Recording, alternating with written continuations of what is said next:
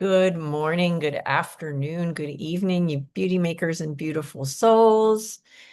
Welcome to your weekly dose of sanity. My name is Janina Riccio. I am the president of YesTM Whole Studio, and it is my mission to help design professionals be more sane, happy, and prosperous while absolutely crushing it in business.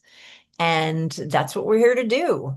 In my work as a business advisor and a coach, we fix the interpersonal dynamics, the human messiness, the operational messiness that just comes with being human and owning a business.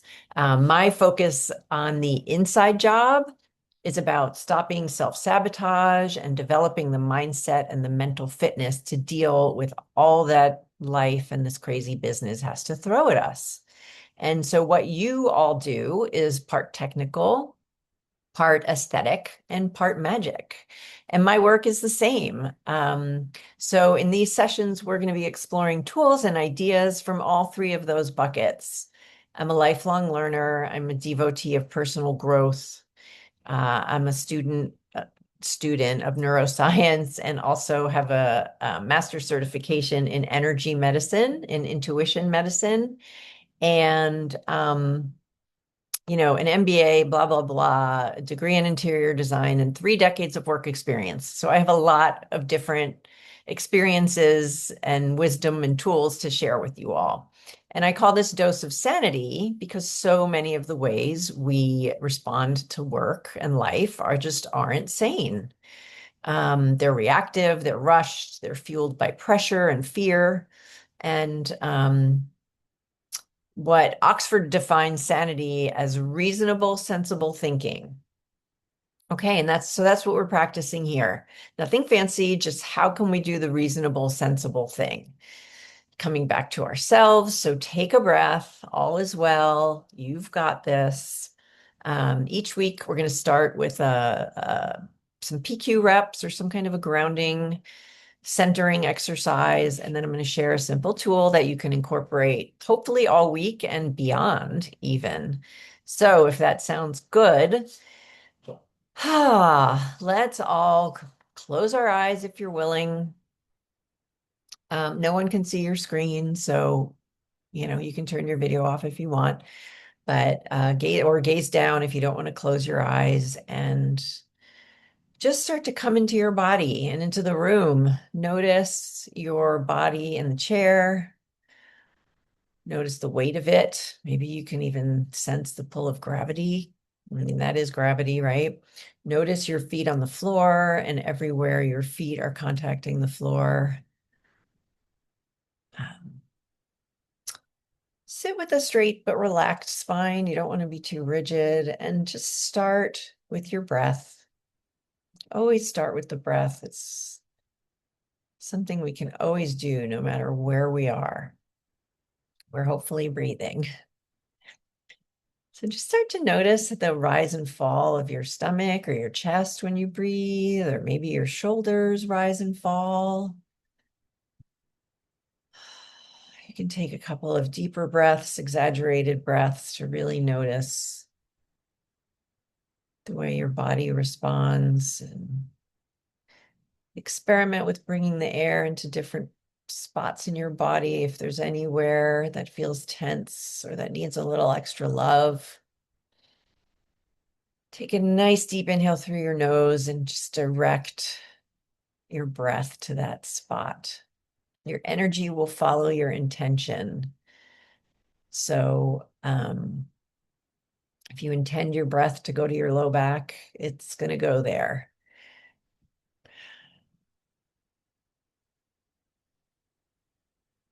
And your mind is going to keep working and throwing up thoughts, and it's going to plan, and it's going to revisit yesterday. And that's okay. That's just what our mind does. You are not doing anything wrong. Just take a few more breaths in your normal breathing pattern, noticing the rise and fall of your chest. And if any thoughts come up, just let them just go, oh, there's the thought, and go back to noticing your breath.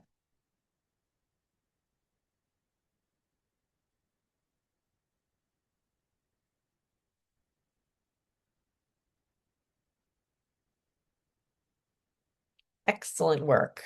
Say hello to your toes.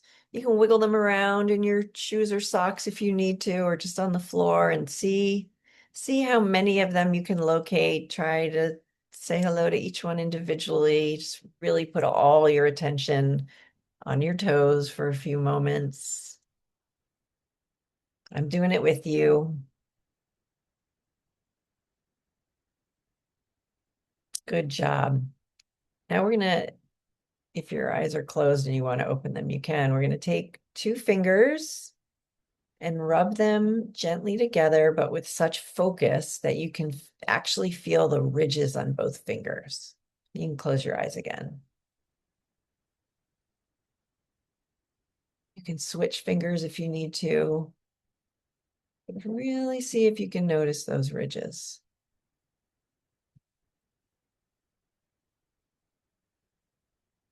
Good work. Now take all the fingertips of one hand and gently rub it against the fingertips and palm of the other hand. And notice all those sensations of touch.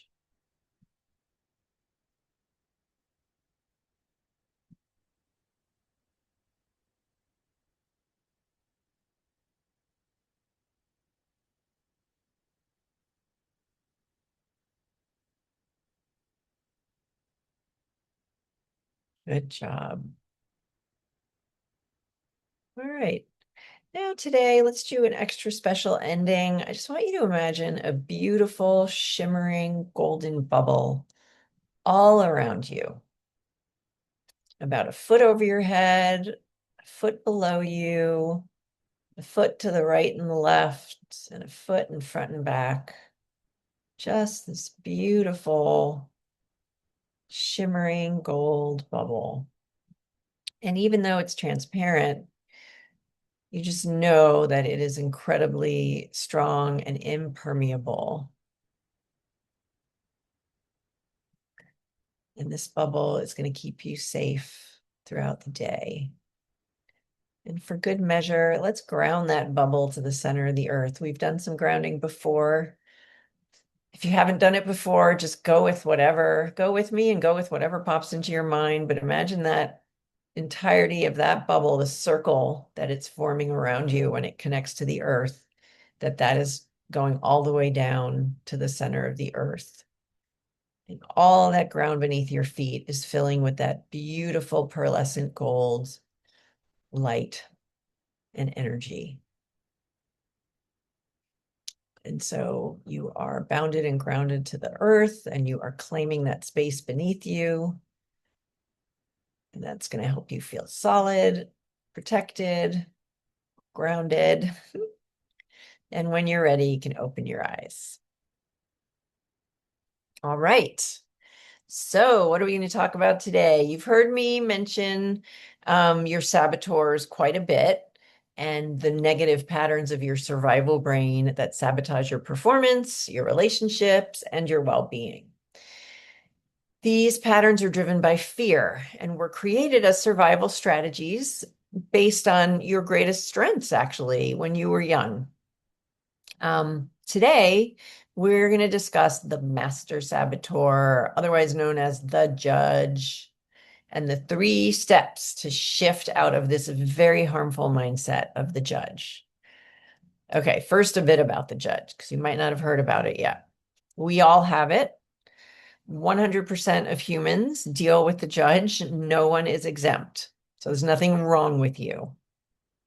The judge has 3 different modes. It judges yourself, you, it judges others, and it judges situations as bad. And then what happens is your other accomplice saboteurs jump in and join it and create this reactive, negative mindset. Now, in theory, the judge is trying to protect you. Remember, this part of the brain, your survival brain, is designed to keep you alive.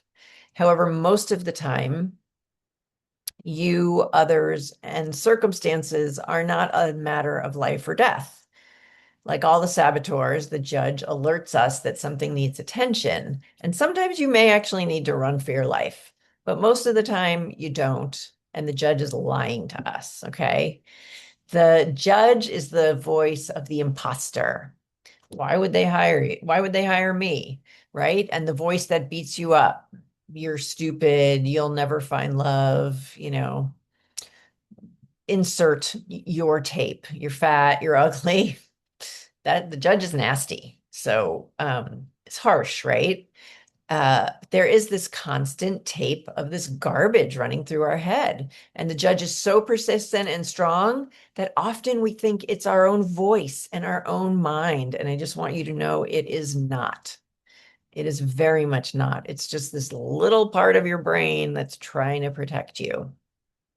The judge is just judging others as bad or a threat, keeping us wary and disconnected and negative about others too, ourselves and others.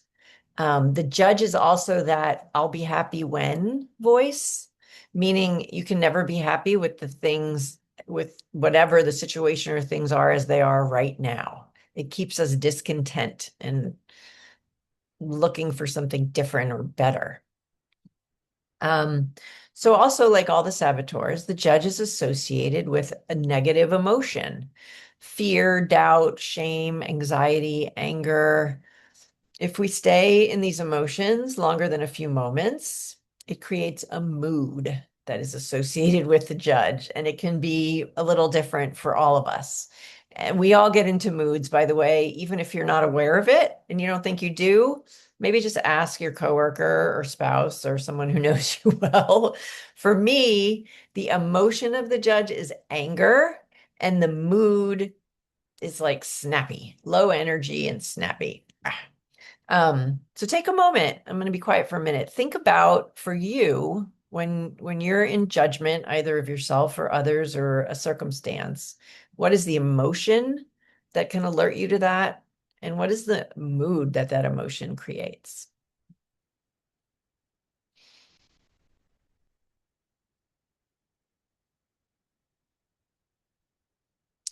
Okay.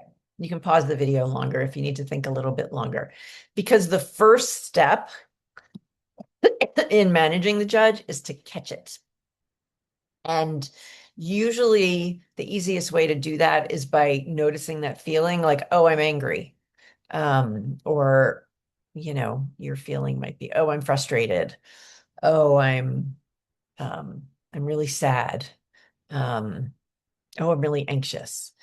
Or maybe too, if it's hard for you, it can be hard to sometimes connect with our emotions. Sometimes the judge also might have a specific thought attached to it, and that could be another way that you can catch your judge.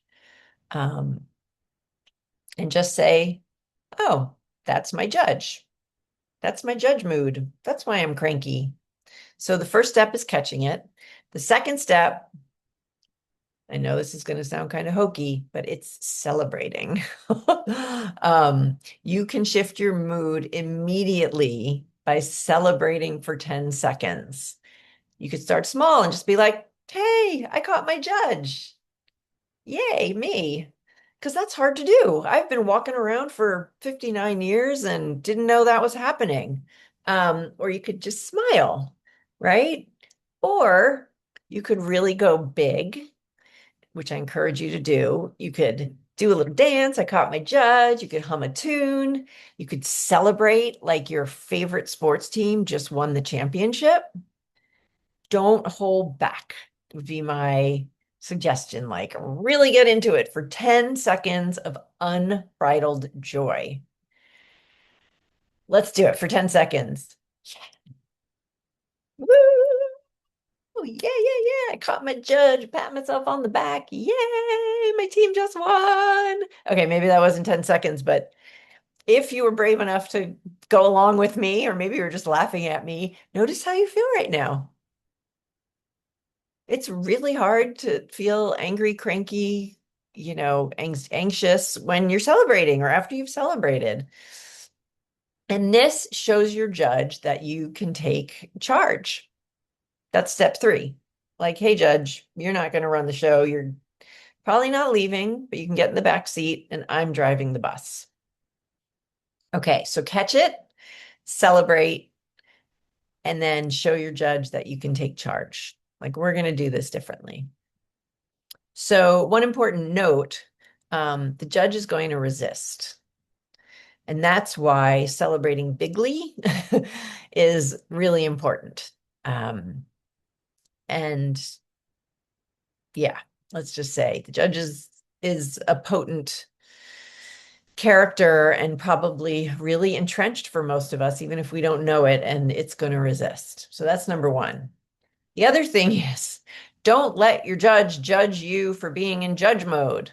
Maybe you'll feel discouraged, like, oh, I wasn't able to clear that judge mood. I'm still feeling, cranky or frustrated or sad. Let's not beat ourselves up. That's just the judge judging you for not unjudging enough. In Buddhism, they call that the second arrow. It's like you've taken one arrow because you've got this horrible judge, and then you give yourself the second one because you haven't, overcome it well enough or whatever it is.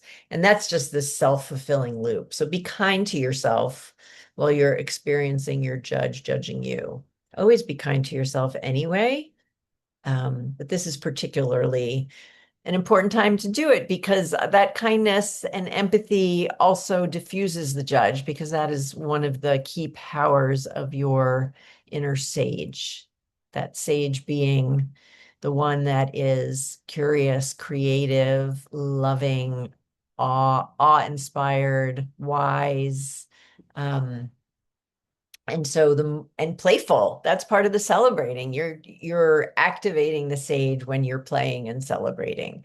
And the two of them can exist together, or at least one is going to be stronger and more prevalent than the other. All right. So this is a quick one today, but just to kind of recap, the judge has three modes. Well, first of all humans have the judge, and it's got three modes. You judge yourself, you judge others, and you judge circumstances as bad. And this kicks off the survival brain's little party of whatever your other saboteurs are that are going to jump in and be like, oh, we got to get into this situation. And the three strategies to lessen that are to, one, catch it by noticing your judge mood or your judge thoughts or your judge emotion. One of those three things can be your like, ding, I'm in judge mode. Maybe it takes you 2 hours to catch it. That's okay. You'll get better over time. Maybe it takes 2 weeks. We've all been there. So catch the judge, celebrate immediately for 10 seconds. Once you catch it, try not to hold back. Do it, really go big. And then notice how you feel and show your judge that you can take charge, that it's not running the show, and that it will resist, and be kind to yourself instead of judging yourself for not getting out of judge mode quick enough. Okay. So to wrap up, you do have the power to shift that judge mood, to feel better, to perform better, to improve relationships and be happier. That persistent voice is not your true voice. It's the judge, the persistent negative voice. If you have a persistent positive voice, yay you. Keep doing what you're doing. And you can shift out of this, right? It just might take some time. And in the meantime, be gentle on yourself and don't forget to celebrate when you do have a win. I want to thank you so much for participating today, for taking 30 minutes or so for yourself and for your business. This video will be posted on my YouTube channel. If you're watching from YouTube, hi, please like and subscribe while you are there. And as you head back into your week, just remember, you get to choose how you show up, and all is well, and you've got this. Have a great week.